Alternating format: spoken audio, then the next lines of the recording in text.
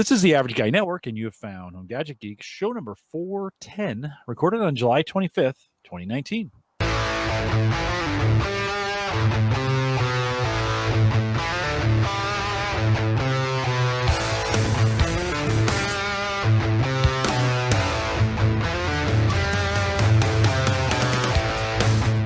Here on Home Gadget Geeks, we cover all the favorite tech gadgets that find their way into your home. News reviews, product updates, and conversation, all for the average tech guy. I'm your host, Jim Collison, broadcasting live from the Average Guy.TV studios here in a beautiful Bellevue, Nebraska. I have both Edward and Mike. Edward's sitting outside. Edward, it's got to be a pretty great night, right? If you're hanging out outside. Yep. Yeah, Mike, have you gotten a chance? I know you've been super busy, but I mean, we had that heat wave, right? I think all of the United States had this monster heat wave. Then all of a sudden, it's like forgiveness. It's like, sorry, right?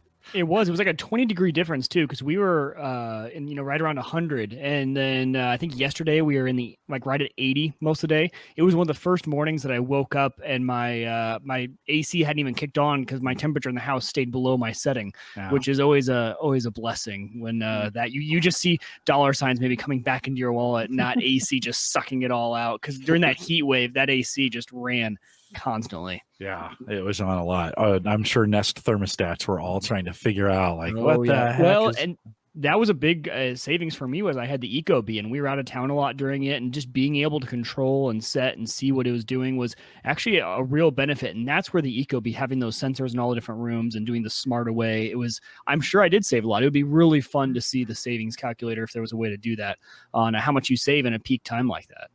Yeah, that's the time I've purchased OPPD. That's our power company.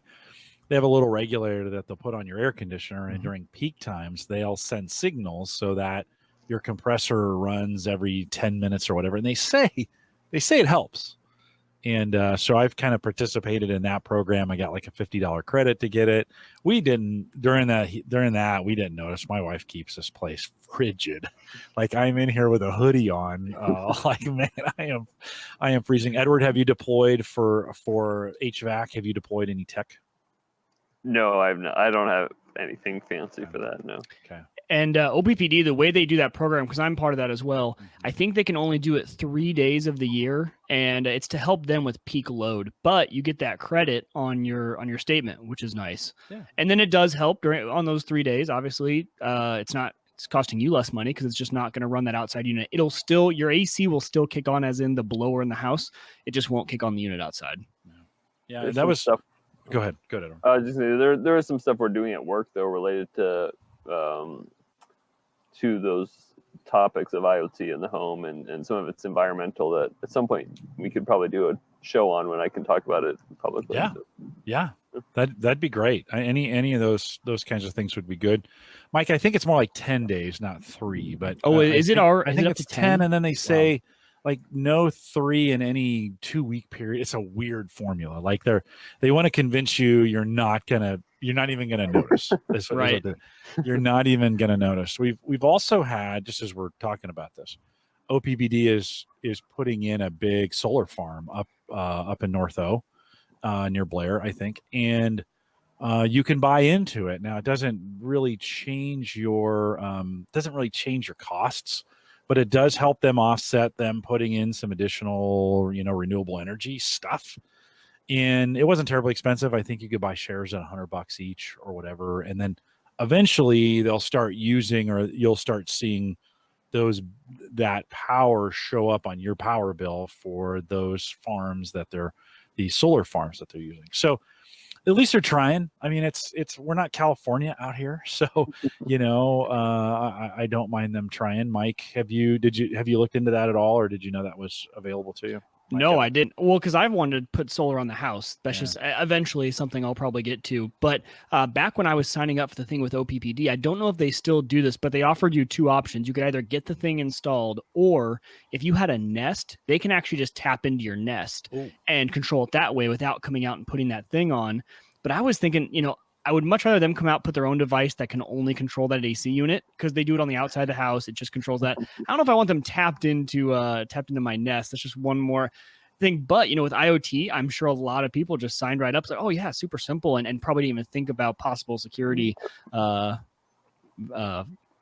there, Speaking of Facebook, have you guys talked about that much on here? Yeah, we will here in just a second. Yeah. The I would love, this house has the best south facing roof ever. Like it's just I have a big long roof faces south, and I just kind of wish I could put solar on there, and then I'd run all my Bitcoin off of it. That's what I would. There you go. Edward, that's what I would do. Well, a couple reminders for folks checking in. One, don't forget to subscribe to or don't forget to download the app if you're going to listen to Home Gadget Geeks on the road. Best way to do that, homegadgetgeeks.com. You can support the show on Patreon if you want to do that way. And that $5 plan now has that coin associated with it, the Home Gadget Geeks coin that Ron made for us. And so if you support us just 1 month, I'll send you out the coin, and you can get access to that as well. TheAverageGuy.tv/Patreon gets you there, and then join us in Discord, TheAverageGuy.tv/Discord. All right, we've already heard from him. Edward has joined us back tonight. If you're new to Home Gadget Geeks, Edward is from Alpha BTC and is our Bitcoin expert in blockchain. I should really say blockchain expert, but there's a little Bitcoin in there as well. Okay. And Edward, welcome back to Home Gadget Geeks. Hi, thanks for having me again. Yep, good to have you. We're going to talk Facebook and Libra here in just a second, but I want to get a quick update. We know you because you've set up ATMs as well around City of Omaha. I think one in Lincoln as well. Last time we saw you, I think Bitcoin was on the bottom of this, and we might have been asking questions like, "Hey, is this still working?" and those kinds of things. Since then, we've seen Bitcoin recover from 3,500 to 20. It's gone as high as probably 12 or 13 in there. Has that changed your business at all? And how's the ATM business and how are those things going? No, our business has been very good. We've hit monthly highs on a regular basis in terms of volume, and the price doesn't affect that too much. And so I think the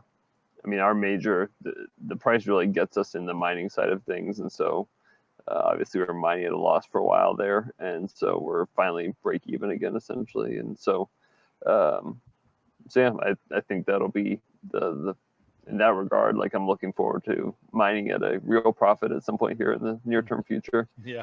And probably going to be ramping up our mining efforts as well. So I just sent out some inquiries about a new batch of mining equipment. So hopefully we'll have some more coming in. So do you feel those as the market was changing? Do you feel the inquiries go up as we saw 6,000 and then 10,000 and then 12,000?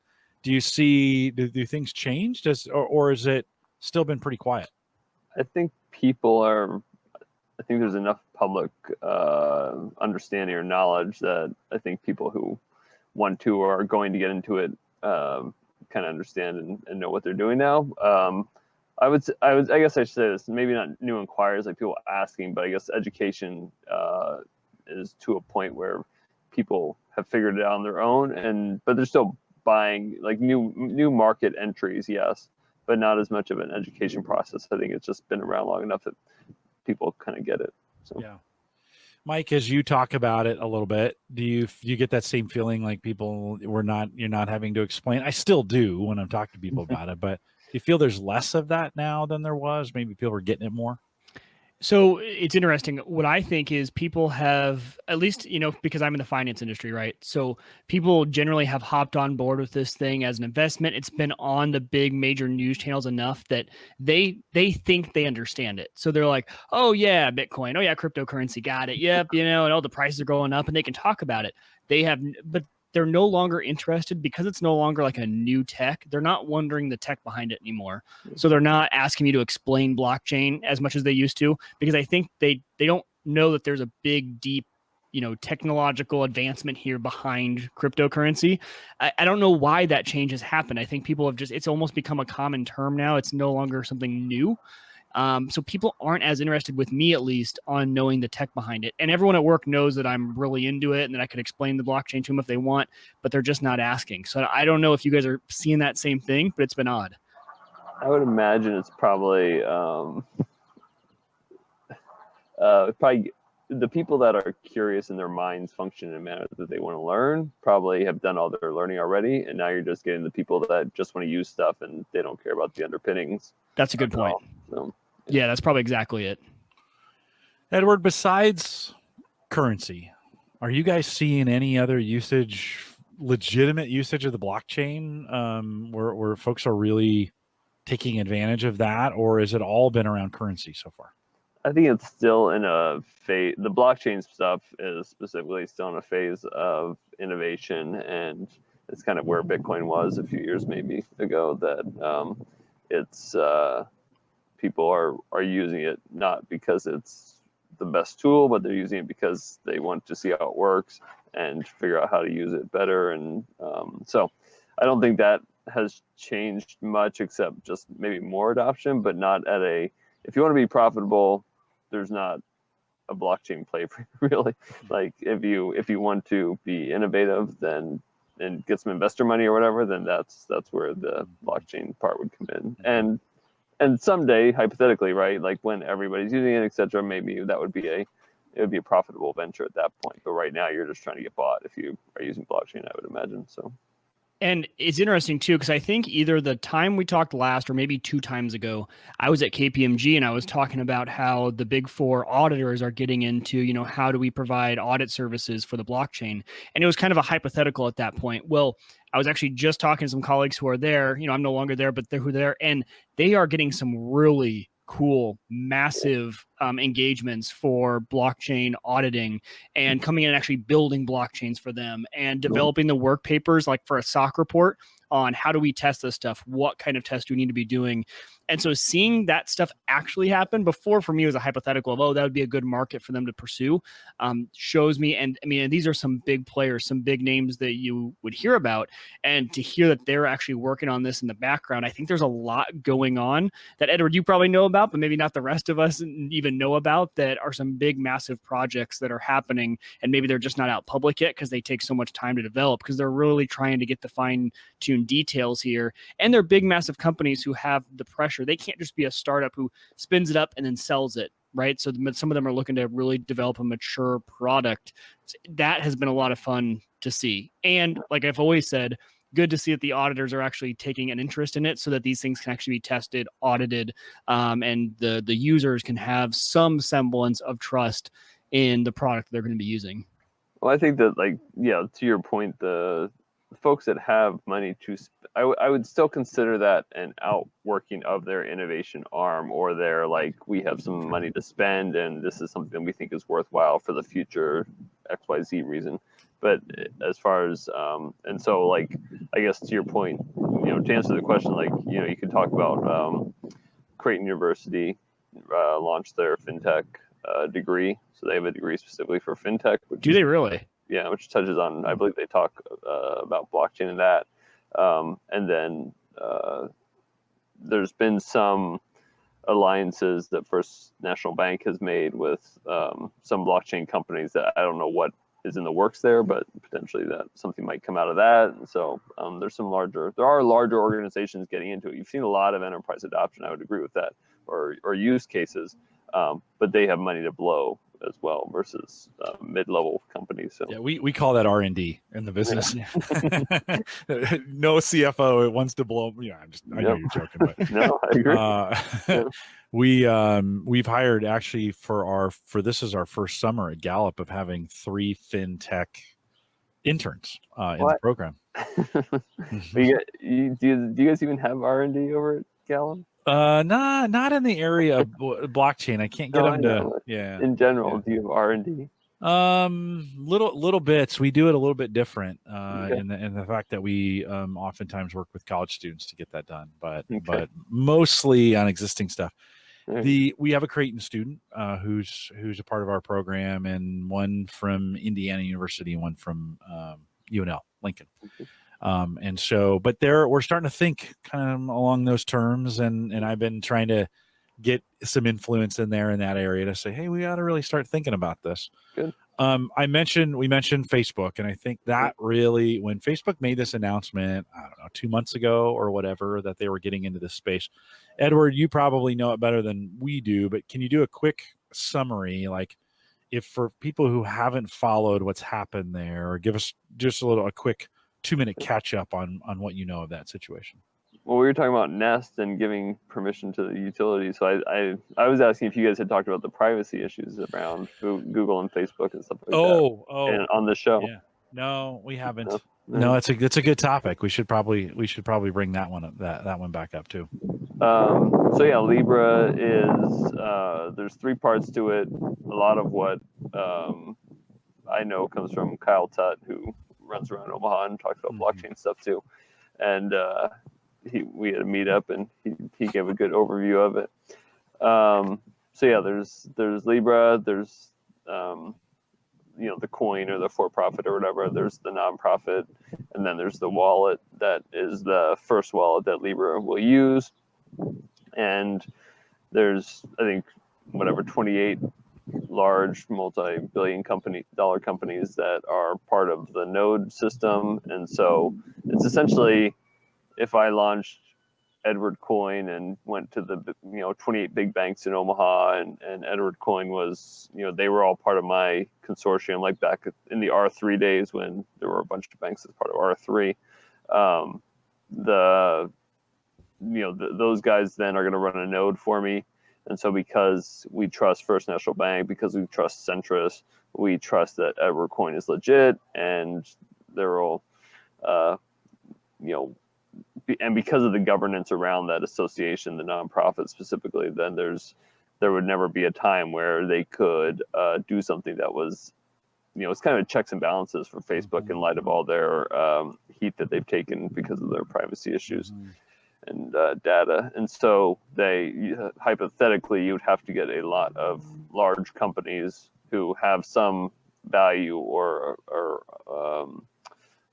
advocacy in the realm of privacy or how to do things well technologically, that you would have to get them to vote maliciously if something malicious was going to happen, a majority of them.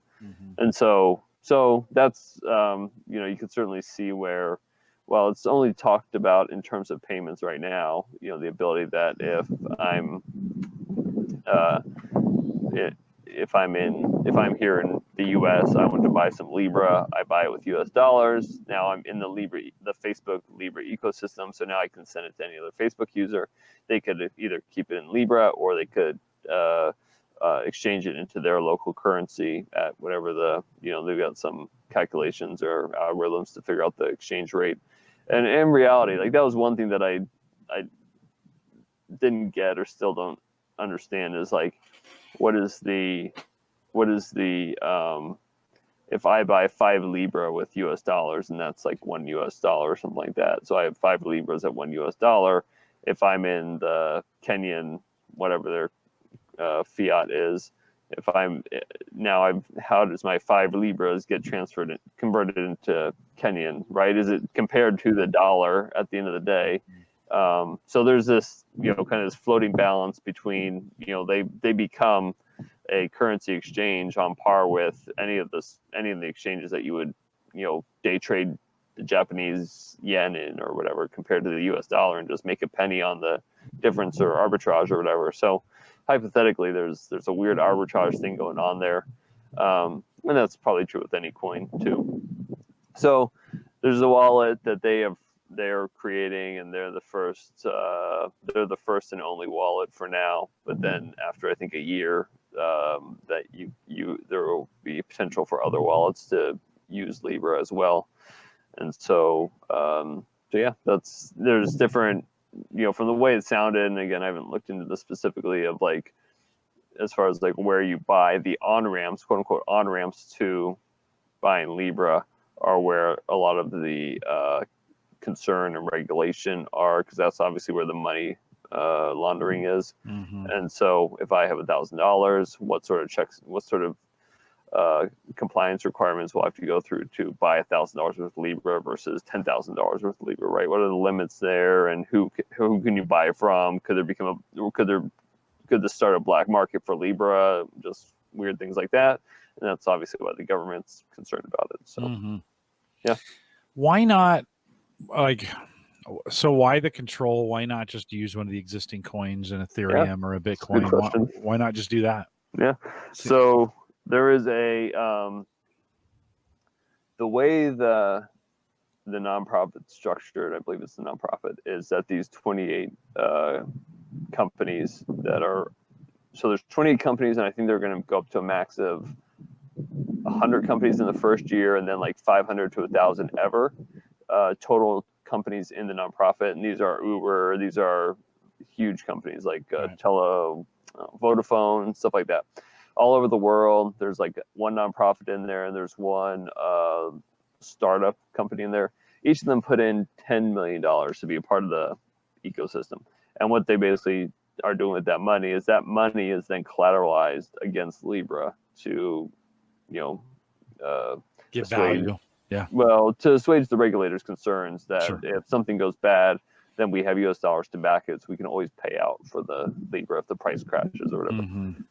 So you're taking that $10 million. So I'm Uber. I put $10 million in, and now I have this money in holding. Well, some way the whole math works out is that you're now basically earning interest on your money on your $10 million. And so they've invested in a nonprofit. They get a hefty return on that investment. And so, so that's why, that's where the whole, that's what backs the currency, and that's what makes all of these players a lot of money and stuff like that. So yeah, add some faith to it, right? You gotta give some faith to the currency. So people, right? To answer your question, why didn't they use a different coin? It's because they probably couldn't get rich off of like just buying Ethereum, right? Like if they control the ecosystem, they can figure out how to reimburse themselves appropriately. Yeah. No, that makes sense. Now they think of it that way. What's so in a traditional blockchain Bitcoin model, right? You have miners, forging these blocks. Yeah. Is it different in this model? I'm assuming it's going to be a different blockchain, or is it going to be built on top of an existing blockchain, or how's that going to work? They used a consensus protocol from, it wasn't IBM, it wasn't Hyperledger, it was some random, I can't remember. It's a large Marsh or some large well-known IT company that's where they got their consensus algorithm. And as far as the how it's created, as far as I understand, it's essentially on demand. So what happens is when you on demand as people buy. So if I put $100 in to buy Libra, I get $100 up to infinity essentially, and there's not a I don't know of any cap on that, but that money then goes into the holding fund along with essentially the money that Uber put in, and then that those holdings, whatever percentage, I assume at some point that won't be 100% with the 10 million that's already put in there. It will probably fizzle down at some point or scale down at some point. But anyways, so that money goes into this holding fund, and then so there's nothing stopping them from continuing to add to that holding fund and generating new Libra and giving you your $100 worth of Libra. There's no, from my understanding, there's no real mining process. Okay. So they're not having to mine and forge and build this blockchain necessarily the way we do it today, or the way most cryptocurrencies do it today. No, and I could be totally wrong on that. Somebody could fact check me, but but there's not the reason I brought up the consensus algorithm is because you really, as long as you can cryptographically create more coins, it doesn't sound like there's any real limit on that. The nodes are for verifying transactions. Yeah. There was no talk of miners, as far as I understand. Okay. Yeah, no, and that part makes sense as far as the verification piece goes, right? It's getting that consensus, having those nodes, making sure you don't have one central point of weakness or the truth is spread around. Kind of seems like the right thing to do. Go ahead. No, I was just agreeing with you. Yeah. And so it is interesting. Ken, what's your take on this as you think about this through the eyes of Alpha BTC or in the work that you've done? Does this sound, it does sound like big money is going to be controlling the nodes. It's going to be, they're going to be trying to make money on the spread or some of those kinds of things, as well as, to them, I can see the advantage to them is having a payment system that's fairly universal. We've been talking about this for a while, of being able to move money internationally at low cost, right? for some of these organizations to be global. It would be way convenient for them to be able to move and charge in a currency that doesn't have to stay in its country. And so those kinds of things are interesting. But what do you think? I think this will survive, not because it's a good idea, but just because everybody uses Facebook, and people are going to start, once they get their money into it, they'll just keep, bouncing the money around from user to user, and especially if you start to think about, like, obviously in my line of work, we deal with a lot of scams and people sending money overseas, and again, money laundering, and funding all sorts of stuff, right? And so that will be, I get even pinged every once in a while by some random Bitcoin enthusiast from other continents, and it's so crazy. You get people who are reached out to via Google Hangouts by some anonymous stranger, and eventually get talked into sending money to them. And it's just like, how? I know. And so I could see, so I don't know what they're going to do about that. I don't know if they're going to make the transaction, if they can send it back, or what if the person just gets the Libra and takes it off the platform, then it's in their hands now, and there's nothing you can do really to claw that back. So, but yeah, I think people are going to use it, and I think you'll probably hear some of those horror stories, and hopefully it'll help to educate people and make them aware of the scammers out there. But probably it's going to keep happening, and hopefully smaller and smaller degree. But I think it'll stick around for sure. And there's no downside, there's no risk to them, there's no real potential loss. Like if they decide to scrap the whole thing, like Google Wave or whatever, right? Like they'll just cash everybody out, because they've got $10 million from 1,000 entities, and they've got some cash on hand to do this. And it's just a giant experiment, but I think they'll have enough adoption and buy-in because again, everybody's on Facebook, and nobody really cares about the privacy or ownership of their money, and so it's just convenient, and it'll work out. Just like you can send money through Gmail right now and stuff like that. So. Yeah, I think you nailed it. I think because everyone's on Facebook and they have such a big user base, and to be honest, sending cryptocurrency still isn't the easiest thing to do outside of one of these apps, right? So if you have an app like Facebook, to me, it reminds me of, all of my friends were all Venmo. But a few of them I've converted over to, because they all have iPhones, to Apple Pay, because it's super easy. In the iMessage, I can just say, send them $20. It's a one less app I have to open and figure out. It's super quick and easy if the person's on it. And you just have a sheer number on Facebook, and it's going to be easy. Type in their name. It's almost going to be like, it's probably, I think, I haven't looked into it, it's probably in the messaging system, right? Where you just tap on it, send them however much money you want, and you're good. You'd have the wallet, and so you'd have to open the wallet. So I don't know. Oh, you do? Okay, it won't be integrated into the messaging system. Okay. Yeah, I would imagine at some point that might be a thing, but or it might have to reside outside of the messaging system I don't know how it'll work. But that'll be the key right there. How easy it is to use, I think that'll be the key. Because right now it's still, if I want to send my dad Bitcoin, I have to, send me your address, what's all that stuff, and it's, or snap me your QR code and text it to me or whatever. So it's still not the easiest thing to do. I think I give them props for trying it, for doing the blockchain thing. They didn't have to. They could have just made Facebook Cash or something really boring and generic, and they didn't. So good for them. And hopefully, it's not a true cryptocurrency, or it's not the real, truly decentralized. Decentralized. Yeah, it's not that, but I think it'll help with getting the enterprise, as we've already seen, like Mike was talking about. Like, I think it'll help continue to warm up the whole enterprise and users to what blockchain is, and that it's a safe thing and a real thing and stuff like that. So is it more like Ripple than it is like Bitcoin, in the sense that, or?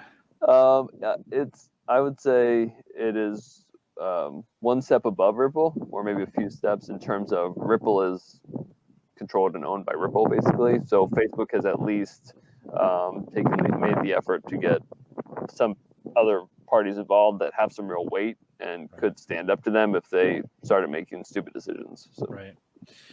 So why? I guess it's because it's Facebook, but this has been going on for a while. But then all of a sudden, Facebook says they're going to do it, and it just goes nuts for, in the news cycle. And did it just go nuts because we really can't trust Facebook for the most part, and they're getting involved in financial transactions? Or, why all of a sudden?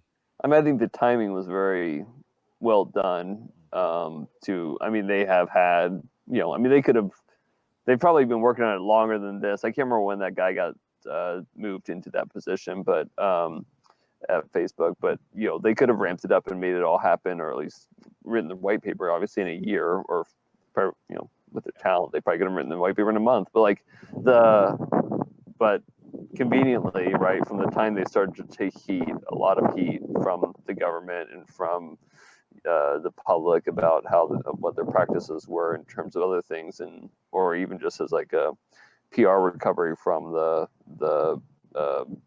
Cambridge Analytica scandal and stuff like that, right? Anyway, so I suspect it's more related to the fact that they're starting to go before the Congress for hearings, that they needed some positive news or different news, and this was their way of getting it. And so, yeah.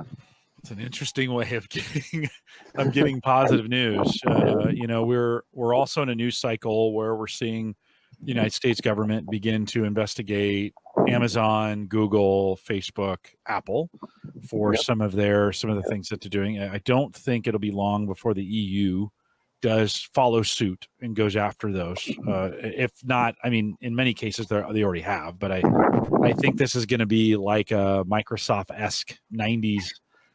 Going after, once those guys are locked in, they really don't unlock, and so that could be interesting. So, I guess thinking from a consumer, I don't know, it's weird for me. It's part of me is like, okay, this makes sense. This could be kind of cool, and then there's another part of me that kind of goes, this is kind of weird, maybe you will think twice about it. I don't think most people think twice about just putting $100 on their Facebook, and then they maybe restock it a few months later or whatever. But it would just be, we're sending it around the world and sending it to who need. It's convenient, and people are more driven by expediency than anything. But yes, there are sorts. You get to talk about like who can see your. Just like Cambridge Analytica, who can see your friends, who can see your transactions, where your transactions going. Certainly there's all those concerns. And I have no plans or desire to buy any or use it, but that doesn't mean that, I keep some money in my PayPal account just in case, right? And so I'll probably keep some in Facebook, but if I really want to send somebody money, that's probably not what I'm going to use, but that doesn't mean other people will not. So. Yeah, well, I guess if it's convenient and it works, and we look at Facebook, they're not the only one behind this, right? There are how many, right? If Mark Zuckerberg comes to you and says, "Hey, can you give me $10 million?" You're not going to tell no. Like, the other people are just there to make everybody feel better about it. Yeah. Facebook could have and would have done it on their own. Oh, you think so? Yeah. Okay. Yeah, for sure. Okay. Well, interesting. I think. Do you know of a timeline? Have anybody released anything as far as when it will be usable? Or 2020 is all I know. I don't remember what quarter it is, but sometime in 2020. Yeah, and you're telling me, Edward, as soon as it comes out, you're going to put a little money in there just to kind of try it out. Is that? No, I will probably use it for something. I'll need a little, and I'll put a little extra in there, or somebody will send me money and I won't withdraw it, and then I'll have it in there and I'll send it to somebody else. Like, it's going to be that. Like, yes, I will probably experiment with it. But as far as using it for any useful purpose, a day will probably come when I do that. Yeah. And I'm trying to think, so there's marketplace transactions that are there, right? So I can buy and sell things in their marketplace, which has had, Mike, you probably use the marketplace more than I have. Do we know how often or how big is the revenue, or never seen any of those numbers on Facebook Marketplace? Is that driving a significant? Would anybody know, since the transaction doesn't go through them today, right? It doesn't, or does it? No. You can. I think you can pay through Facebook somehow. no one has ever, I've used it a lot. No one's ever offered or asked to be paid through Facebook. Usually it's all, cash, Venmo, Bitcoin, whatever you want to pay in. So I don't think they would ever know. They do ask you to mark it as sold, and they do have requirements for how often you can change the price.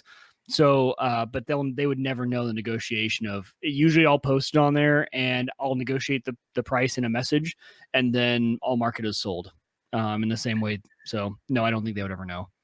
So I see two, and so maybe I'm entirely off base as far as who the users are. And like, I mean, if you've done stuff on Facebook Marketplace or whatever, right? But there's two hypotheticals of if I'm paying for something, I think one of the advantages is that it opens up an international market maybe to them, and maybe I'm wrong. Maybe Facebook Marketplace already has this and it works, and people just don't use it, and Libra will not benefit or help that at all. But I see this as like kind of like an Alibaba type play, where you're competing so that if I'm ordering something from China, right, some really cheap widget that I need 100 of to sell on eBay or something like that, so then you could have somebody that you could interface with them via Facebook, and you have a little more trust there maybe, and so you could compete with Alibaba in that regard. And so you're not just buying something from the neighborhood across the street from you, right? And because then you could just pay cash for it, because you saw on the marketplace you give them $40 cash. But because this is more international, say, then you could potentially everybody can cash out in their fiat. The other thing is that, or the other angle is that I see it almost competing with like global reserve currency, of like I could see them having, or Mark Zuckerberg having some pinky in the brain aspirations of that he could compete with the IMF, and everybody will be using Libra someday instead of the US dollar. And so I mean, those are some, because again, like the same aspiration of every cryptocurrency creator out there, right? Uber has a presence, right, globally, and they've got their subsidiaries, right? And so if Uber starts denominating everything in Libra, then everybody's going to need some Libra to take a ride and stuff like that. And so it just makes everything easier, because you don't have to convert when you're traveling. You just travel with Libra, and then you can pay your Uber driver wherever you're at and stuff like that. So, right. Go ahead, Mike. You were going to say something. I was, and then it totally went away. So I was like, oh, made the noise. I was like, oh, hopefully I didn't catch that. Edward, it does. No, it's okay. It does. When you're talking about international travel, did you remember it? Yeah. No, I was just going to say, I hope they don't change the marketplace, just real quick, because that is the one reason I use the marketplace. It's all local. It's cash. It's not, there's no fee taken out. It's literally, it's almost like an enhanced Craigslist. That's all it is. And so that's what I love about it. So I really hope they don't change it, because I don't need another eBay. I need a place. I need a Craigslist that's actually trustworthy and not full of just a bunch of junk. And Facebook Marketplace is that to me. I've had just great luck with the marketplace as far as people show up. There's not many scams. The things I post, I don't get weird messages. Every message I get is a real message. Maybe I've gotten lucky and the things I post are not weird, but like this is where I sold all of my GPUs when I got out of mining. I sold them all there. I sold, I sell a bunch of stuff on there, and it just works so much better. So I hope they don't change it to like a shipping paying. You need to pay through the app. That would just be annoying to me. But that, I mean, they have aspirations on Alibaba and Alipay. Oh, I'm sure they do. Yeah. So like all those things, they're not really into yet very much. And so, why put the marketplace out there if they're not going to eventually make money on it, right? Yeah. So, yeah.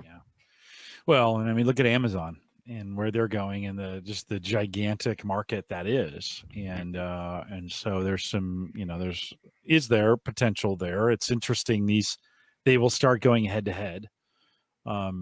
In this space. I was going to say that I was thinking international travel a couple of years back when I was going international, doing some international travel.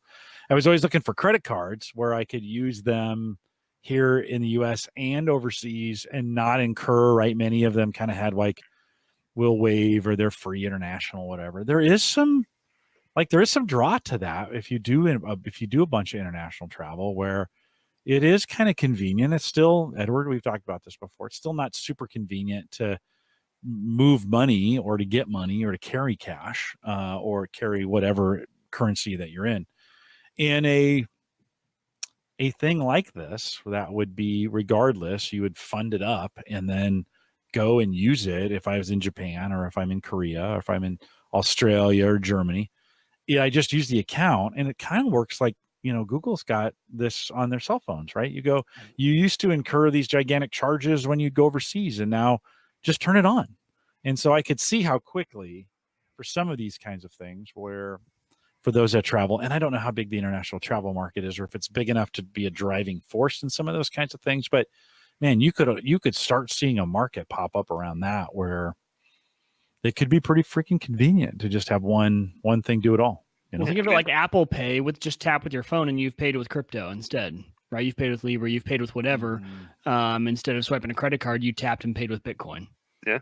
I mean, crypto, like Mike said, crypto has a user interface problem, has had a user interface problem.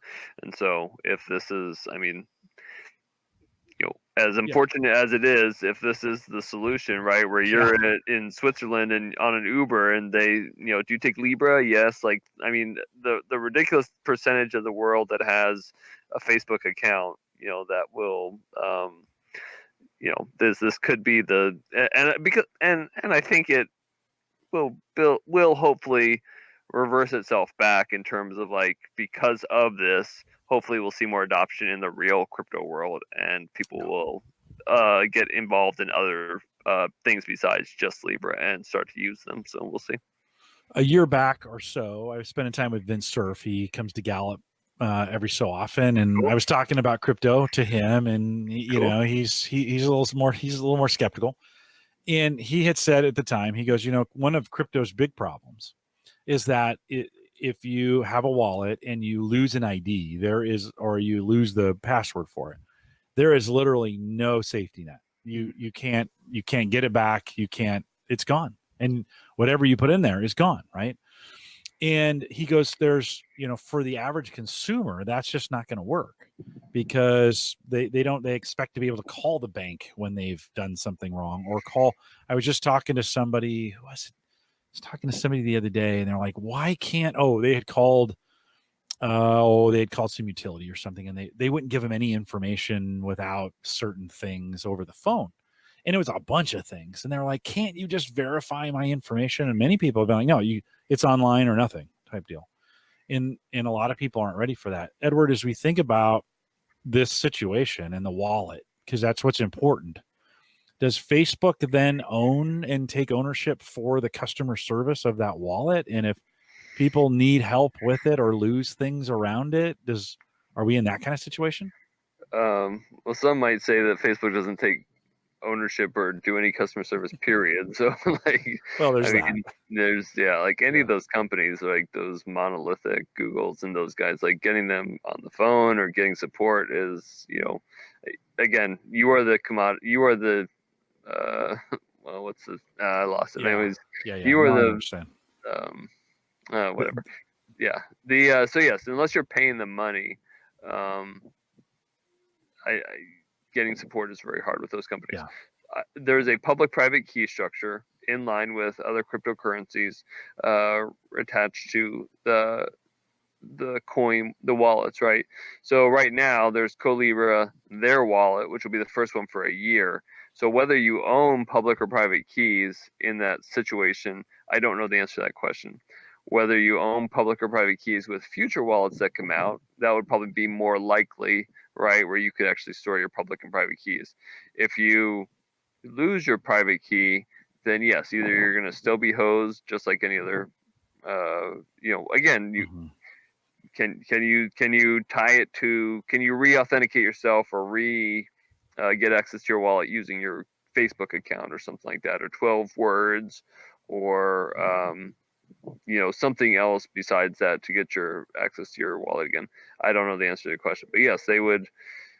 These are things they need to figure out that I don't know the answer to. But being in that world of taking those phone calls from people who have thrown away paper wallets, right? Like they need to figure that out, and that will probably come through the course of regulatory inquiries from Congress. So yeah, Mike, in the KPMG conversations, does that come up as far as regulations or regulators or auditing, that kind of work? Like, hey, it's gone. Well, I don't know specifically, but what their conversation right now is, what do the regulators want to see? We don't know yet. And I mean, we're starting to see some things, but so the auditors are right now trying to essentially like see the future.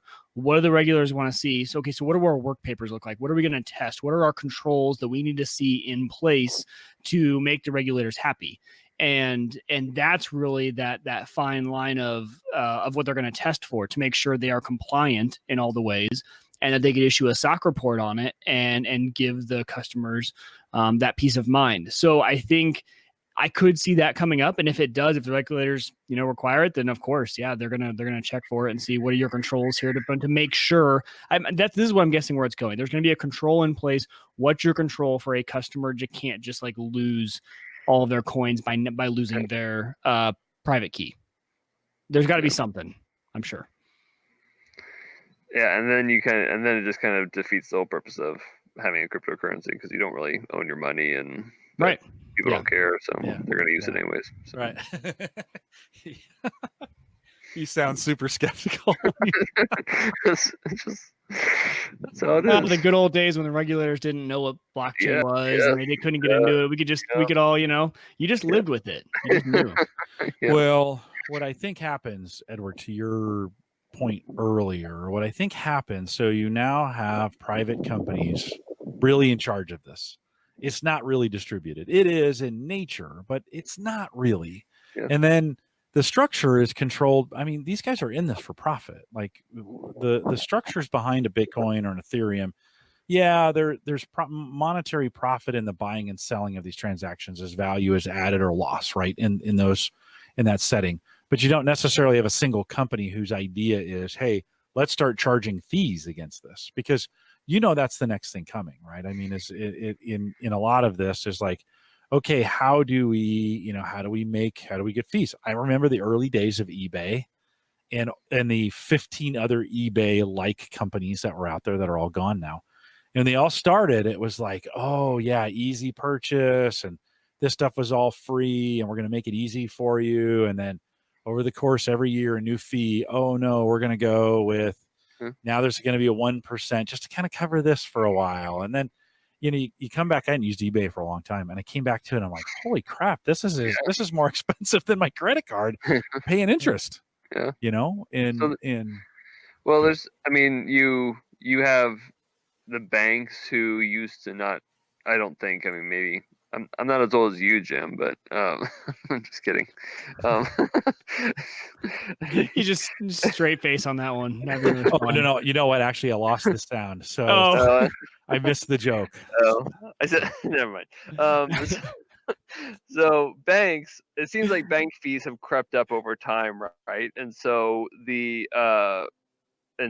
there is a reality, there is a potential where Facebook could try to, but the other reality is they don't really need to, because hypothetically, maybe the fee won't be in the exchange necessarily of the Libra, but it will be in the marketplace when you make a transaction, right? But they would have done that anyways, and so they make money by you using the Libra, even though you're not being charged for the conversion. But on the other hand, like we have so maybe if you buy from Facebook directly, there's no fees. I think that's part of the beauty of it, and that will expedite adoption, and they might never have to charge fees because they're making money by just selling all your data, right? So you're a user, and so they get their money anyways from you, and this is just a convenience thing. But at the same time, they have these on-ramps where you're having to buy Libra, and so folks like if we sold Libra at our Bitcoin ATM, which we hopefully will at some point, then you would pay 8% to buy Libra, even though, and so you're getting charged for it, but it's not necessarily going into Facebook's pocket and stuff like that. So I think they might not ever charge fees for buying or using Libra, because they want people to be on the platform and use the platform. So fair enough. Sorry, I missed that joke. It cut right out, and I was like, "Oh, I hope I don't get caught on this one. I'm going to act like I just." And then you guys were like, "Yeah," and I was like, it was an age joke, It's okay. I was asking. So my question was, did back in the day, did they? Did they not charge fees as much at the banks as they do now? It was horrible. It was horrible back Well, in it's the days. expensive to chisel into rock. In the- That well, I takes a know. lot of I mean, time. when you ka-ching, ka-ching, ka-ching, forge that copper. Yeah, I mean, that's someone's time. That takes a lot of work. Big billowing things inside the bank. Yeah. Well, I mean, in the 70s, when I watched my parents banking was awful, and it was a very expensive adventure. And then in the deregulation and the deregulation that came with savings and loans, that changed the whole scheme of banking and the way they do things, really made it almost free again. But that free system didn't work. And as the savings and loans drove the pressure on the banks, I mean, it got us a lot of great innovation, but it drove the price down on the banks to free checking accounts and free everything, right? And banks are like, well, we got to make money somehow in this thing, right? And we found out through neglect and cheating and some of those other kinds of things that savings and loan system didn't work, and it failed, right? And I came into banking right as that was happening. And so the FDIC was coming in and cleaning up all these problems and put kind of the brakes on some of that. And then banks went right back to, increasing their fees again, in not in a way that I thought was, I mean, yeah, you got to make money, but do you need to, there was a time when they were, I think, they were gouging again because they could. There wasn't a competitor. And I'm just, in this scenario, I'm kind of afraid this is going to be a single currency without a competitor in its place. And maybe another one will pop up. Maybe Bitcoin will actually be a legitimate, maybe this will drive some innovation with Bitcoin. And on that network, both can be offered. You can come on with Libra and have the convenience of all the stuff that goes with Facebook, but also Bitcoin wallets can come on and still do transactions, do them at a lower cost, because there isn't necessarily the fees or the people behind it who have to get paid, who have to make money on that as well, right? You could then compete on the onboarding of fiat via Libra, or the onboarding of fiat via Bitcoin, and it creates some competition. And I guess that's what I get a little worried about in a scenario like this, is we lose that competitive, we lose competition, and that's never good for the consumer. But the great part about this one is it's not like banking where I need a bank, right? Like, I don't need to use Facebook. I don't need to use Libra. There's Venmo. There's I can pay cash. I don't need to go. I don't need a channel. Now, there are some people that might, right? They need a way to pay international. They do that a lot. They transact with family, and maybe they need that. So they might, they might not be able to use. They might have to go look at Coinbase and figure out how to use that, things like that. But I think it's different when we don't need it, and not a necessity. Whereas banking, you need a bank and you need to go. And if you're forced into certain rates and you got to use them, great. But I don't think anyone's going to have to be forced into using Libra, at least anytime soon. Maybe once we start getting into, if it does become the international standard for travel and Uber. But again, how often is that happening? For a select few, a lot. But for the rest of us, not too often. Yeah, I think that, a few things. So you're right. Like, I probably am too optimistic in the fact that there won't be fees charged, right? But like, any fintech is constantly competing against the banks and driving their fees down and trying to put them out of business. And so this is just for now, when they're trying to gain market share, right? It'll be fee free probably for a long time. Mm-hmm. And then eventually, you're right, they probably will start creeping in fees. And once they've become the standard, or once they've got a user base, a loyal user base, or have a somewhat monopoly on it. And so, but on the other hand, Libra, their wallet, right? Like, very easily, most wallets nowadays have more than one coin in them. So it is certainly reasonable that Libra would be able to hold Libra and Bitcoin and Litecoin and Ethereum. And then you're not beholden to their system of doing things, and you could potentially use other cryptocurrencies. And so you're not, if there are fees, right, hypothetically, you could use something else instead to get around it. Facebook just doesn't have a good record of playing well in that space, right? Of saying, oh yeah, let's all get along. This isn't Microsoft. They're getting a lot of heat, though. I hope that they do get their act together in response to some of the things that they're being Yeah. questioned about. So Yeah. Well, it is interesting. And I think when we, I do want to see competition, Mike, in 1998, I don't think you were born yet. In 1998, I was 7. Okay. I could the early, let's just say 97, 98, the early online shopping at Christmas was from a bunch of different companies that were competing for my business for gifts for Christmas. And so it wasn't just Amazon. And today it's really just Amazon, right? Yeah. So 20 years later, there's one company left when you think about online retailing. Now, there's little tiny ones that are still doing stuff, but when Amazon offers something, even the next biggest one, Walmart, they buckle to it. They're followers, not leaders. They're not doing Walmart's not doing anything innovative around the retail space of changing the way. Yeah, they've got brick and mortar stores and people can come in and pick things up in the store, but that's not really changing things. Amazon is still a big leader in that. And I don't think that it's working for us today, but I don't think that's a healthy retail option to be if they own everything. Yeah. And so I'd love to see us continue to move in a way where there are multiple players in this and they all kind of work. Edward, as we think about that in the 2 or 3 years we've been talking about this now, is Bitcoin, Ethereum in your opinion, making progress on more adoption? Is it getting utilized in other areas? Is it making progress in an area of being utilized more for whatever that scenario is? I think we've seen, since you and I last talked, the Lightning has made a lot of progress, and so I think we are going to see some, the benefits being, one, minuscule fees, and 2, really fast payments, and it will become more of, I'll say, like a Libra, right, where it's kind of just has an expected user behavior, which Bitcoin has a lot of unexpected and unexplainable behaviors from a user standpoint that they don't get.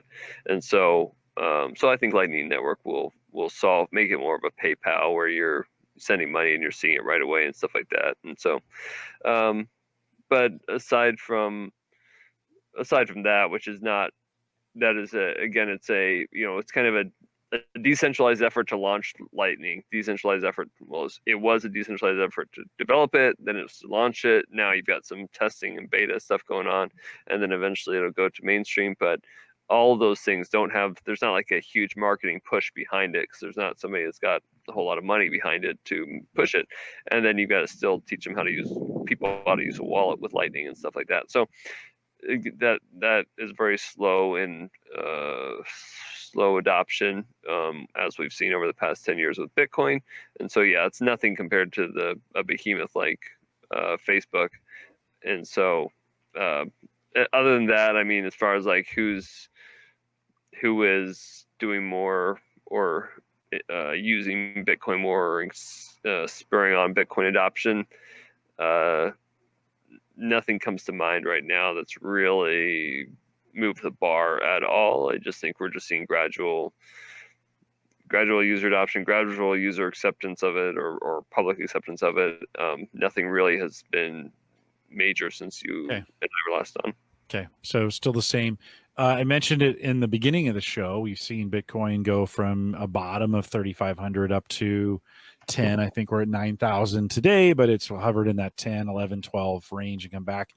As you're thinking about, a why for a move, if there's been no major innovations going on, why are we seeing a move? And the rest of the coins have moved accordingly. Ethereum, everybody else has kind of gone along with it. Is it just a renewed interest, or any speculation why it's moving again?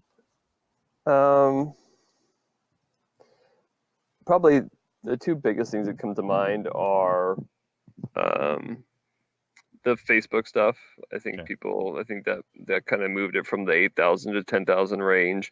As far as why it went from 3,000 to 8,000, probably just typical market dynamics more than anything. Maybe the just miners wanting to make money. And I mean, you could hypothetically say this is totally unfounded, right? But just trying to make some sort of corollary is the tariffs on mining equipment. So you wind up having mining equipment costing more. So you wind up having mining costing more. Miners want to recoup that money, and so they've got to move the market up because they've got to make the rewards work for them. So stuff like that I could see being something related to why the price went up for a portion of that. I hear statements like Bitcoin mining is taking the same power consumption as all the power used in like this country. I hear that in the news, right? I hear those kinds of things being used. Have you seen, are we seeing in the space mining getting more efficient? I mean, is this driving, or are we seeing any new equipment or any of those kinds of things that are actually making mining more efficient than less when it comes to power consumption? Yeah. There's, I mean, the problem again goes back to, even if you want to buy that efficient equipment from China, we have to pay tariffs, and so we're at a disadvantage all the time right now in the U.S. And so whether you're seeing, yes, you're seeing efficiency, but it's costing us more as far as efficiency gains from manufacturers here in the U.S. I mean, I wish there were more manufacturers here in the U.S. That is for sure. You're seeing a lot of, I mean, it will have an impact, I think, on the ability to, because what's happening is you're seeing a secondary market spring up in the U.S. for equipment that's already on the mainland, right, like on our continent, and so you're seeing a lot of older stuff just being recycled around because it's not as efficient, and so eventually you're going to just have. So I guess the best thing for Bitcoin at this point would really just be to have the tariffs removed if China decides to play ball with Trump, and they can or using renewable energy for. Right. I mean, being completely on renewable mining on that. Well, there's a cost to that renewable money energy. To build the renewable. That's solar is free. Like, it's just free, isn't it? There. Yeah. I mean, if you didn't have to buy solar panels, No, I know. Great. No, I'm just joking. I'm just joking. Yeah. What else should we know, Edward? When we think about the state of cryptocurrency, blockchain, what else do we need to know? I mean, I think this year is just as good as ever to hopefully end the year with a bang as far as the price goes. I think hopefully we'll see a new all-time high. Maybe it'll be this year. I don't have any basis for that. I mean, second half of the year seems to be better than the first usually when those things happen, and so might not be this year, might be next year, who knows? But I mean, I'm always optimistic, of course. So. Well, for this year, for me, I'm actually going to have to pay taxes on it. So, like, this will be the first year ever I've actually had to pay taxes. I haven't done anything at a profit, and the move from 3 to 5 or 3 to 10. Well, it's hard not to make money when you have that stuff, right? I mean, so if that is a measurement, if that is a mark of success, I'm going to have to pay taxes. Well, as it appears right now, there's still 6 months left in the year, 5 months. It's very possible things could change, and I don't have to, but that's not a bad problem to have. Well, don't forget my advisory fees too. Yeah. Oh, that's right. Well, the check's in the mail. I sent you some Bitcoin for it. Oh, you didn't get it? Weird. Check your wallet. We were gonna talk about the Trump tweets as well. But Oh yeah. So what does that bring those up? So there's been quite a bit of. It was because of I think a lot of us prompted, or the timing was around Facebook and Libra's announcement, and then Trump. I mean, he specifically mentioned them actually, and so he was bad mouthing. He was bad mouthing. What? So he distinguished between cryptocurrency and digital currency, but he did badmouth Libra, and he badmouthed digital currencies, and pretty much badmouth cryptocurrency and Bitcoin as well. But and then Mnuchin. Then there was talk from like Steve Mnuchin and some other I can't remember. Seems to be one other in regards to money laundering. Somebody was talking about money. I guess Trump tweeted about it, and then Steve Mnuchin made some comment about cash being used, cash not being used very much for money laundering in terms of bad mouthing Bitcoin as well. But so I think my take on both of those is that just like anything else that Trump says, he essentially has to take the opposite position as where he wants to land, because if he takes the pro-Bitcoin position, then the media comes out against Bitcoin. If he takes the anti-Bitcoin position, then the media has to go digging and figure out why Bitcoin is a good thing to counter Trump. And in the meantime, you get a whole lot of good press for Bitcoin. And so that's, yeah. Interesting. That's an interesting take on it, actually. That's not where I was expecting you to go with that, but it's pretty true, especially with most except for Fox. They're going to be out on this one if that's what he's trying to do. But interesting. Yeah, that'd be a good way to do it. Is that a conspiracy in the sense? That's a conspiracy. That is some 4D chess. Tinfoil hat. Yeah. No, you never know. I mean, you just don't know. There's some of the weird things we find out after the fact. So, Edward, I'm gonna say I am super surprised it's made it this long. Just to be honest with you, right? When we first started talking about this, I was kind of like, I don't know, and maybe it's a flash in the pan, and that run to 19, and it was super fun, and then the slide all the way down to 3. And to be honest, I'm surprised I've held on to it and worked with it as long as I have. Here we are in the middle of 2019, or really 2 years. I think we first started talking about this the summer of 2017, I think I want to say, or maybe spring, when we first started talking to you about that. And, prices were like 200 in those days, pretty different. And it surprises me. I get a lot. I shouldn't say get a lot. I get a little bit of flack from the listening community when we talk about this, especially when we talk about it this long. I do really, and since I'm saying this at the end of the show, the people who need to hear this won't hear it. But I do think it's really important that we pay attention to this. Like it's regardless of how you feel about it, or regardless of whether you think it's going to be around or not, or how it's going to be used. I think it's important enough, and it's going to be a part of something. We don't know what, but I think as a consumer, you gotta know what's going on with this, and you gotta stay educated around it. I just don't think it's one of those things you want to, wake up Rip Van Winkle someday and be like, "Oh, where did this Bitcoin come from?"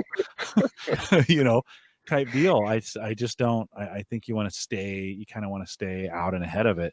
I do. I mean, I've got some hopes for some of the investments I've made in Bitcoin to help me pay off the kids' college. That's kind of that's the goal right now. I'm not gonna hide that. I'm in, having $10 is more than I had before. If I didn't have it before, it's $10 more than I had before. I have a little more than that, but so I think for those that are listening, I think it's really important. I mean, I appreciate you coming on here, Edward, and continuing to stay with us on this topic. It's one of my favorite things to talk about, obviously.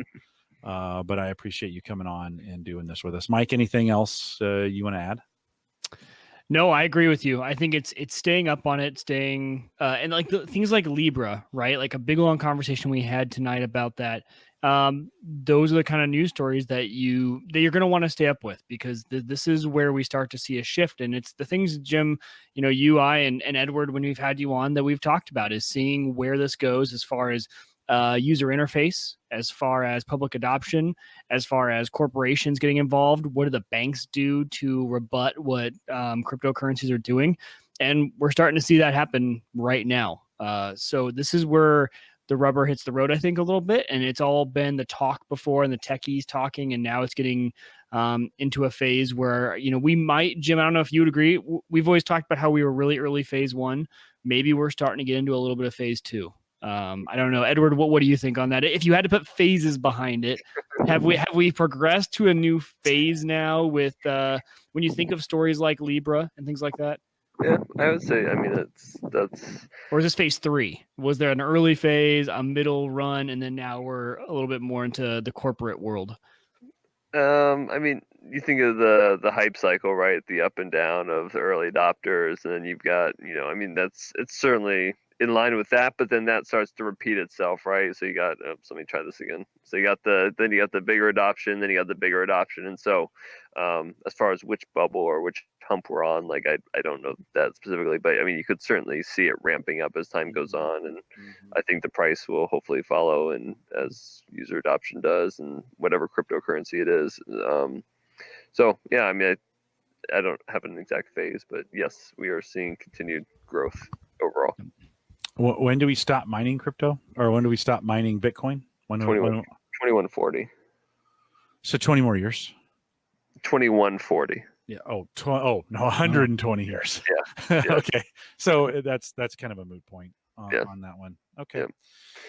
Well, I like talking about it, and Edward, like I said, I appreciate you coming on. And do you want to hang through the post show, or do we need to let you go? No, I do have to go. But yeah, I mean, to your point, I guess, and as a way of checking out, we did. I think we hit 5,000 Bitcoin ATMs around the world, so that was good. Wow. a milestone. And we're actually seeing some Bitcoin integration or cryptocurrency integration more with those traditional ATMs as well. But so yeah, if you're, and how many do you guys have? we just have, we have 7 technically. Okay. We have 2 that people actually use. So I'm fixing that. So the rest of them in your basement, and you're just like plugging them in all the time. No, the other ones, they just don't have. It's a different user interface, and so people are too hard. And so I'm hopefully going to be able to fix that in the next couple of months here, and people will actually use the other ones. Okay. But so yeah, go to Jones Brothers or the Mill in the Haymarket in Lincoln, and you can buy some crypto there from us. So anybody in Nebraska? One final question: how does the state of Nebraska feel about cryptocurrency? They put are you on the spot. Does that get you in trouble? No, okay, no. Right. I'm actually meeting with them on Monday. They are very they are great. They're not very public about it. It's interesting because in the whole Libra conversation with it was in an interview, I think, that the Facebook Libra guy did, talking about the South Dakota Department of Banking.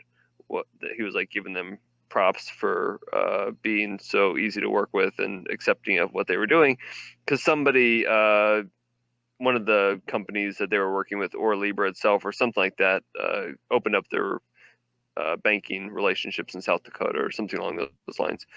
And South Dakota, which was a surprise to me, because South Dakota typically and Iowa both are typically not that great to work with from a crypto standpoint, but Nebraska has been great to work with. They're very understanding. They want to learn. They want to use it, or at least they want to encourage use, I should say. So Nebraska, though they're not very public about it, like there's not a whole bunch of companies moving here to start their crypto businesses or anything like that.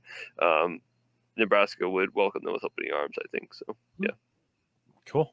That's good to know. Good to know. If you're free, Edward, if you're free tomorrow night, in the evening, give me. I'll ping you to make sure I'm there, but I'll have some cigars. So if you want to swing by, it's a long trip for you, but thanks for coming on tonight. I appreciate it. We'll let you go. All right. Thank you, guys. Thanks, Edward. Good seeing you, man. Bye, you too. Bye. Appreciate it. All right. Another successful crypto review. I think there's some teeth to this now. Like, it's not just a pipe dream. Like, we've been a year ago, or like, well, who's using it? Well, nobody. Well, at least you can kind of say like Facebook and Uber and and that's what I mean, right? Like, we're kind of in that next phase that you and I had always talked about getting ready for. Yeah. And I think we're in for a fun ride. At least, even if you just, like you said, follow the news cycle, right? The news about this stuff is going to be fun. Yeah, I would say, to your point, I'd say this is the third round. So the first one was those early that it went up and spiked. So I had family members that got involved in Bitcoin at that point. One of them paid off his house with what he made out of this. So made some on that first run. Second run is what we got involved in, right? To 20, that 20 peak and then down. And I think this is 3.0, and this is kind of a recovery, more realistic. expectations. I think the money that's in it is money to stay for a while. It's volatile, but it's not as volatile as it's been. We still have a problem because everybody follows Bitcoin. Like all the prices follow Bitcoin. Bitcoin's up, everybody's up. Bitcoin's down, everybody's down. Yeah, that doesn't make any sense. Like that's dumb. That's not a good financial market. So we got a well, little bit of because work. no one's doing the individual research on a market wide basis. Correct. No one's doing the research There's and no reason buying to. and selling off them. It's a whole up or down of cryptocurrency. Totally. But I think there is a reason to, though. I think what you said is sadly it's not that way. If you compare it to the stock market, where each the stocks, yes, they do rise and fall together, but there's also they all do their own thing, right? They do. And there's fundamentals. But there's fundamentals. Yeah, This exactly. is the argument. There's just nothing to base a cryptocurrency off. Right. Like, what news are you going to go off of? Like, well, they still have the same model. It's just belief, right? How much do you believe in that model? It's not a business. It doesn't have any news to go off of, right? It's like 1,000 companies and nobody's made a profit yet. And yeah, right. Nobody knows who's going to be the first one to make a profit. Exactly. Right? Yeah. Yep. And this isn't unprecedented. I mentioned this, in the late 90s, there's all these companies, Toys R Us and Amazon and shop.com and a whole bunch of these, right, that were trying to do this retail model. And there were hundreds of them. That's maybe too many, 50s of them, maybe, at least here in the United States. And nobody knew who was going to win. And they were giving away free. I remember we used to get $10 coupons, like spend 30, get 10. At Christmas time. Kohl's is like the only people still doing that. No, right on. Well, I mean, Kohl's bucks or whatever, right? We spent those like crazy during that time, or we were financially, those were some lean years for us. And so, yeah, we were all in on that. But it was pretty common to think we had bought Christmas gifts from 5 different retailers in those days. Now they'd all be Amazon, right? For the most part, right? Maybe, And you brought up a good point. It's even hard to try and shop local now, even if you want to. Mm-hmm. Like I needed a power cord and an antenna cable and an antenna for a ham radio. And I was like, where do I even go? There's like nothing local. No, Radio Shack's gone. Radio Shack's gone. I went to this is really cool. Actually, I had never been there before. This is like a Hobby Town store up north. And they actually have a huge racetrack for RC cars. It was really cool. And they actually had stuff really close. Not exactly what I needed, but that was like the last place that I was even thinking. Amazon, it's $9. It's the exact cord I need, and it's here tomorrow. Like I ordered it today, it's here tomorrow. Yeah, and they're making no money, but they are cornering the market on everything. Yeah, 100%. Right? Yeah, they already have me cornered. Yeah. Speaking of that, next week, you and me, ham radio, we're going to talk. You've gotten into ham radio, so be ready to talk a little bit about that. We'll spend a little bit of time next week. Got a new Echo show, and I'll talk a little bit about how I've moved some things around here and just kind of the thinking. I'll have some things I want to say on the Echo, the Auto one. I haven't gotten that yet, but I got a few things to say. I was wondering if you had either, because I have still not received an invitation to buy it. But I've got some thoughts around it. So we'll talk a little bit about that. So that's next week. 2 weeks from now, Erin Lawrence and all that stuff she did. She built out that big conversion van. Done? It's super close or done. Is she going to give us a tour? Or is she's ready to talk about it? Yes. Perfect. Yeah. That's going to be great. So that's going to be great. That's the 8th. The 8th of August. You want to join us live for that one? Like if you're listening now and you don't normally join us live, you're in your car and you're like, yeah, or if it's 8 weeks from now, you missed it. But if it's not, you should come out the 8th, August 8th, and join us. Erin always does good. There'll be a week off. I'll be at Podcast Movement on the 15th. So headed out to Orlando, all things podcasting. No sense trying to do a show from there. And then Cody Wheat, who that's a name most people don't know, but Cody does a show called Shots of History, and it's all about the history of alcohol. And recently took on a new job with a company that's got this tech angle on alcohol. And so I thought it'd be fun. Finally, I've been trying to get him on the show. We just didn't have a really good reason to have him on. He's a really good podcaster, a good friend, and just a good guy. And it's not what I love about Shots of History is it's not a podcast about getting hammered. He's got some great stories. He interviews some great people. He talks to there's a whole cocktail industry going on right now. There's like a resurgence of cocktails, and there are some really interesting ones that are out there and a whole social culture around it. And so Cody will be on the 22nd. and we'll talk a little bit about some of the new tech they're using in that industry today. So we got some good things coming up. A couple reminders. Don't forget, if you want to support us on Patreon, no pressure, but if you want to do that, theaverageguy.tv/Patreon.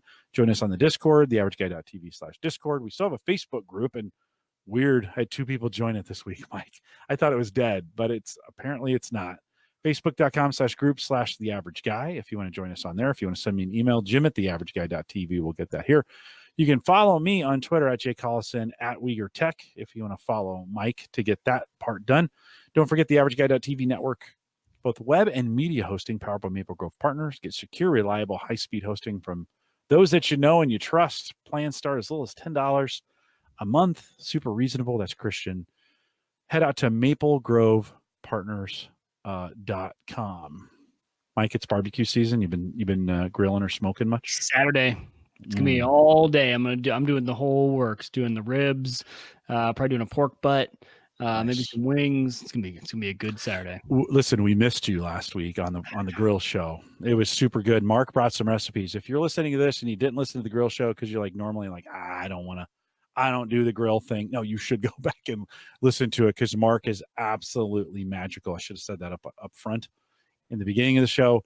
Mark is absolutely magical. We threw some recipes in the show notes, as well as full transcripts are in the show notes now as well. I'm trying this new service, otter.ai. They seem to have fixed the problem we had the first week we used them.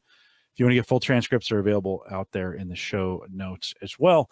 And we're down to just a couple weeks with my daughter before she goes back, and we decrease our HelloFresh. Mike, it is so great to have her. She starts every one of those. We have it halfway going by the time we get there. It's the perfect excuse to just keep going with it. Oh my God. They have really, in the year we've been doing this, they have really expanded the recipes. Even so tonight we started getting out. We're having a big family party on Saturday, and we got out recipe cards and just started going through, what do we want to make? What do we want to make? And it was just so easy. So if you're struggling with things to cook, I make this not HelloFresh related, but I make this roasted corn. I think I've talked about it before. You don't put it in water, soak it, anything. You just put the corn right on the grill and let the husks basically burn off till the husks are gone. That long? Yeah. The husks literally go that long. Okay. They just burn right off. And it allows the smoke and the kind of all that to get in the corn. And then I've been taking a knife and just slicing that corn off, and I throw it in a cast iron skillet with some bacon bits and butter and some seasonings, and it's roasted corn. Dude, that by itself, I could eat that. I could just take a spoon and just start. It's the meal. I just picked up this Pampered Chef corn thing. It's kind of curved. It's like a corn knife, and you just hold it and off the kernels come. So that's coming. And I'm super awesome. I also figured out, I was watching Facebook because that's all I do. And if I cut the end of the corn off and throw it on the grill, when the husks are all gone, I won't have all that stringy, sometimes the inside of the corn. Yep. You get some of that. So I'll have to try that as well. So hopefully you're having you and everyone else listening is having a good summer or winter. I guess if you're down under, maybe you're doing winter grilling. And if you didn't catch last week's episode, a lot of good stuff and a lot of good ideas in there as well. We are live. Real quick. Have you seen the watermelon slicer? You were talking about the corn slicer. There's a watermelon one where it's got like a rotating blade that has a bunch of think of like a pinwheel almost.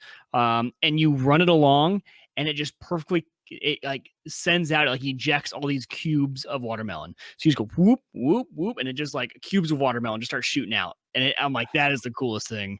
Now, some people said that's actually longer than what they can cut a watermelon in. I don't know. I'm really slow at cutting watermelon. So you have the thing, and then you just run this along it, and it just, I don't know. I was intrigued. It was a Facebook video. Yeah, cool. So, yeah. Cool. I just noticed they had a whole conversation about ham radio in the chat room. We did. Yeah. We're me and Justin. I think so far, I think Justin might be one of the only ones in the group that is into ham. But if you are into ham, let me know before next week. Maybe jump in the Discord and throw out there if you are into it, just so I know the interest level of if you guys want to know about it. Yeah, but we're going to talk about it anyways. It'll be fun. We're going to talk about it anyways. I'm interested. I'm an old CB radio guy, so I'll have some context. When I was in high school, I did a lot of CB radio, and I'd kind of like to get back into. I shouldn't. Oh, here we go. Here's the new ham, Jim. Here you go. You can get the. We'll preface it. You can get this for $30 and get into ham, and you could at least get all the frequencies. $30. You'll be driving around your car. It's awesome. You're like, oh man, what are they talking I need another. Joe says just the food ham. We had a long conversation last week about what spam meant. So okay, that's the conversation. I have yet to try spam. Just I'll throw that out there. Now, Mark said he cubes it and wraps it in bacon and smokes it. And I've heard it's not bad. I've just never had the opportunity to try it. No one I know cooks it well, but I mean, I've heard that it tastes great the way you think a little Velveeta cheese and some ham and some bacon and wrapped smoked. Yeah. Hey, I did at the end of the show last week. Last thing, and then we'll quit here. At the end of the show last week, Mark encouraged me. I was like, I've really been struggling to smoke on my current grill. And he's like, well, what's the bottom temperature? And I'm like, I don't know. He's like, okay, take a potato, stick your, I have that iGrill meat thermometer. Just put it on the grill, turn it to low, and let it sit there until the temperature evens out. So Sunday night was super nice. So I grabbed a cigar, lit a fire in the fireplace, lit the cigar, put the thing on the grill, and I was, you're in if you light a cigar, you're in for an hour, right? Yeah, right. So I'm out there and I waited till the temperature 185. So I can and that's indirect heating, one side on, one side off. It's a small little spot, but that could be a start for me of getting if I could regulate that to 200 degrees. Put the smoke tube on the one side. That tube you have would be perfect. Then you're getting a little bit of smoke. Could change the way I think about smoking on the grill. So I'm Sarah said we're having the kids over on Saturday, and she's like, well, maybe we'll do baby back ribs. And she was joking. And I'm like, oh yeah, I'll smoke them for sure. And then she's like, no, I was just kidding. I was like, well, why would you kid about something like that? Yeah, don't kid about that. It's not something you joke about. Why would you kid about that? So we are live every Thursday, 8 p.m. Central, 9 Eastern, out here at theaverageguy.tv/live or /live, whatever you want to do. No crypto tonight, because that's all we talked about in this show. So if you're like, Jim, when's the crypto going to come back? Well, we'll talk about it next week. I want to thank you guys for joining us live. We'll have a little bit of post show at the end here. And with that, we'll say goodbye.